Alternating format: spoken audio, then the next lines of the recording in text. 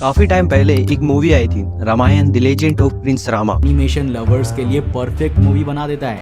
इस मूवी पे इसके डायरेक्टर ने अपनी लाइफ का सबसे बेस्ट काम किया था। बट क्या ये मूवी चली? जिस पर्पस के लिए ये मूवी बनी थी, क्या उसे सॉल्व कर पाई? क्या प्रॉब्लम्स आए होंगे इस मूवी को बनाने में, एंड कैसे इंडिया ने इस मूवी को सपोर्ट करने के नाम पे हाथ खड़े कर दिए? एंड मोस्ट इम्पोर्टेंट, एक जापानी पर्सन ने इंडियंस के रामायण के लिए इतना रिस्क क्यों लिया?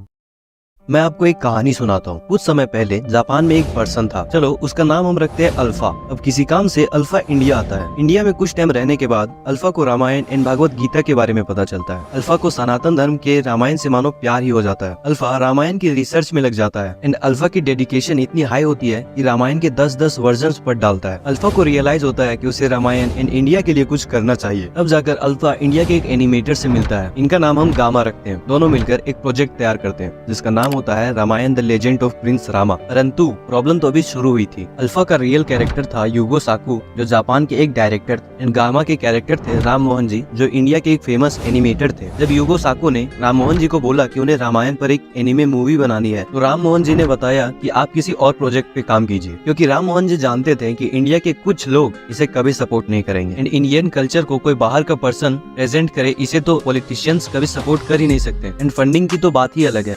Ramayana is very sensitive subject because just then there was some trouble with this Ayodhya issue and all.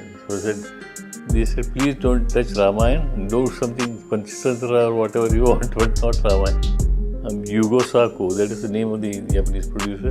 And उसी टाइम पे राम मंदिर भी जोरों शोरों पे था। योगो साको जी ने समझाया कि फंड की वो चिंता ना करे, वो जापान से फंडिंग करवा लेंगे एंड एनीमे लोगों को पसंद आए या ना आए, ये सब तो फ्यूचर में देखा जाएगा। He said, I am going ahead and I'll find funds from Japanese sources.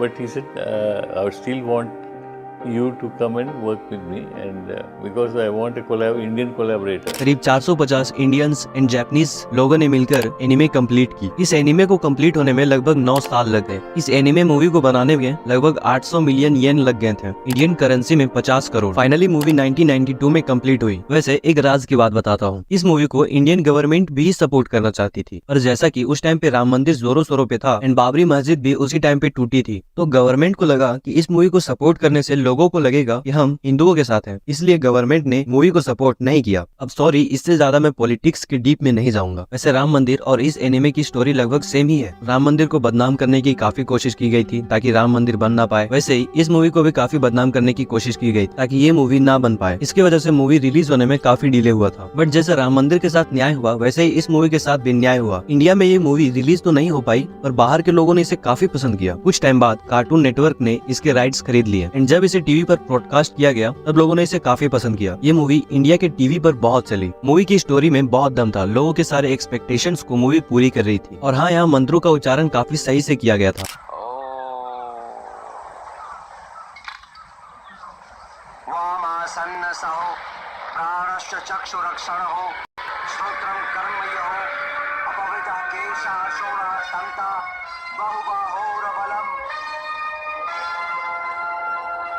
साथ ही कैरेक्टर्स को परफेक्ट डायलॉग्स दिए गए थे, जो कैरेक्टर्स के पर्सनैलिटी को अच्छे से दर्शाती है। राम जी बहुत इंटेलिजेंट, उदार एंड दयावान है। वहीं दूसरी तरफ लक्ष्मण जी गुस्सा रखने वाले एंड मन में थोड़ी शंका रखने वाले व्यक्ति हैं। ये सारी चीजें इस सीन में परफेक्ट कैप्चर होती है।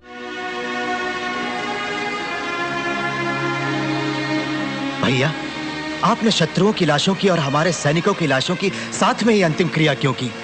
लक्ष्मण, जब तक वो जीवित थे तब तक वो हमारे और शत्रु के लोग थे, पर मृत्यु के बाद कोई किसी का शत्रु नहीं होता। उन सबको विधिपूर्वक अंतिम सम्मान हम क्यों न दें? ये उचित नहीं है कि योद्धा के लिए हम क्षत्रियों को भावुक होना बिल्कुल शोभा नहीं देता।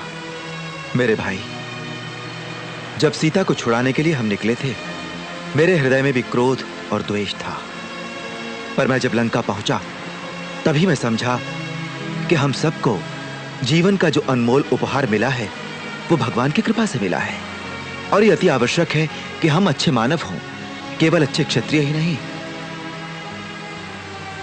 पृथ्वी पर सभी जीवों को जन्म परमेश्वर ने दिया है, राक्षसों को, वानरों को, मनुष्यों को, जानवरों को, पक्षियों को, मछलियों को, सभी को। लेकिन हम में से ही कुछ अज्ञानी लोग अपने तीर और तलवार का प्रयोग करते हैं अपने ही साथी जीवों पर। बहुत से योद्धा रणभूमि में अपने प्राण गंवा चुके हैं, और युद्ध खत्म होने तक और बहुत से मारे जाएंगे। एक क्षत्रिय होने के नाते मैं युद्ध में भाग लेता रहूंगा, पर मृतकों को जलाते समय ये प्रार्थना करूंगा कि अब इस दुनिया में युद्ध फिर कभी ना हो और एक भी मनुष्य क्रोध में आकर शस्त्र ना उठाए अपने ही भाई बंधुओं पर। भैया, बहुत सुंदर विचार है।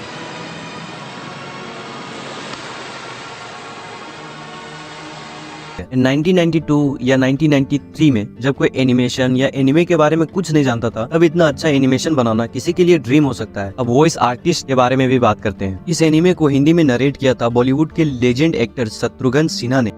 लंका नाम के एक द्वीप में एक दुष्ट राजा रावण रहता था। इसका नीच उद्देश्य था। वॉइस आर्टिस्ट के बारे में मुझे बेस्ट पार्ट ये लगी, अरुण गोविल जी, जिन्होंने रामानंद सागर के रामायण में काम किया है राम के कैरेक्टर में, उन्होंने ही राम जी को अपनी आवाज दिया है इस एनिमे में। आप यदि मुझे प्यार करते हैं तो मेरे भाई भरत को भी प्यार कीजिए। वो आपके प्यार के और आपके राजा बनने के योग्य है। सहयोग दीजिए उन्हें, मैं विनती करता हूँ। नम्रता सोहानी ने सीता को अपनी आवाज दी है। ये सच्चा है ना? कोई सपना तो नहीं है? स्वामी, मेरे लिए इस हिरन को नहीं पकड़ेंगे? एंड हाँ, लक्ष्मण जी की आवाज में भी बहुत दम था। तुम भी मरोगे और साथ में ये तुम्हारी रक्षक देवी भी। वॉइस में अपना बेस्ट परफॉर्मेंस दिया था रावण के कैरेक्टर अमरीश पुरी ने। जाना नहीं बहन, अभी उन केचुओं के टुकड़े करवा के मैं गिद्धों के सामने फेंकवा दूंगा। वैसे मूवी के सॉन्ग में बहुत ज्यादा पावर था, चाहे वो पंचवटी, मनोभावन, उपवन हो।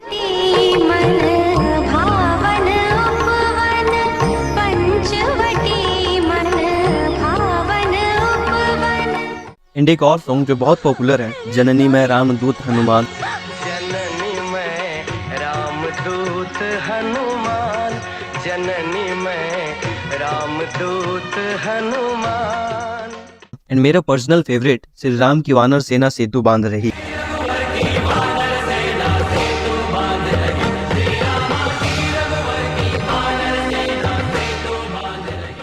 वैसे युगो साको जी को रामायण एंड सनातन का बेस्ट पार्ट लगता था नेचर के साथ लगाव, जो उन्होंने मूवी में अच्छे से दिखाया भी है। जब बाहरी लोग इंडियंस एंड उनके ग्रंथ तथा धर्म को इतना प्यार करते हैं तो सच में दिल गार्डन गार्डन हो जाता है। एंड बुरा भी लगता है जब इंडियंस ही अपने धर्म की ब्यूटी को नहीं पहचानते हैं एंड आदि पुरुष जैसी चीज हमारे सामने ले आते हैं। वैसे रामानंद सागर जी के रामायण के आसपास कोई मूवी नहीं पहुंची है, बट जापान एंड इंडिया की तरफ से ये मूवी लोगों को कभी निराश नहीं करती। IMDb ने इस मूवी को 8.9 की रेटिंग दी है, जो काफी अच्छी है। ओके, अब कोई भी कॉमेंट में राम राम लिखे बिना नहीं जाएगा। लंबा लंबा कमेंट करो जिसे देखकर मेरा दिल भी थोड़ा गार्डन गार्डन हो जाए। Okay, bye bye, Ram Ram.